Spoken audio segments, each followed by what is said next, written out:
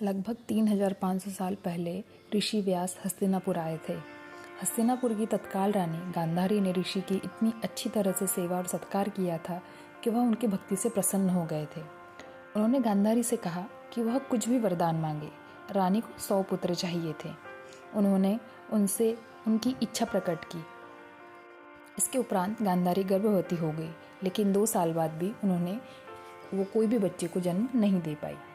ऐसा कहा जाता है कि कुंती पांडु की पत्नी और गांधारी धृतराष्ट्र की पत्नी दोनों एक ही समय में गर्भवती थी। कुंती ने युधिष्ठिर को जन्म दिया, लेकिन गांधारी को 2 साल का बहुत लंबा इंतजार करना पड़ा और 2 साल के लंबे इंतजार के बाद भी गांधारी को कुछ प्राप्त नहीं हुआ।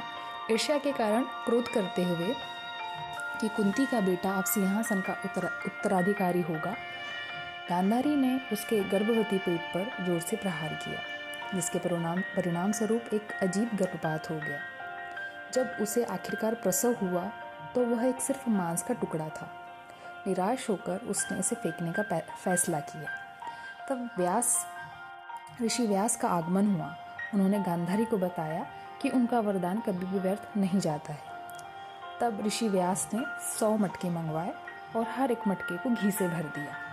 फिर उन्होंने हर एक मटके में एक एक मांस का टुकड़ा उन्होंने डाल दिया। तभी गांधारी ने ऋषि व्यास के सामने अपनी एक इच्छा और जाहिर की। गांधारी ने कहा कि वह 100 बेटों के अलावा एक पुत्री भी चाहती है। ऋषि व्यास ने मंजूरी में सिर हिलाया और मांस को 101 टुकड़ों में बांट दिया और 101 मटकों में घी के मटकों में उन्होंने अलग अलग रख दिया।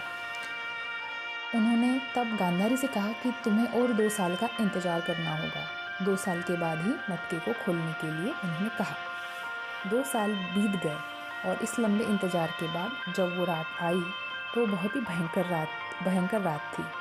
जब चिंतित गांधारी ने घड़े को खोला तो उसमें से प्रत्येक टुकड़े में से एक बच्चा निकला और सबसे बड़े बालक का नाम उन्होंने दुर्योधन रखा।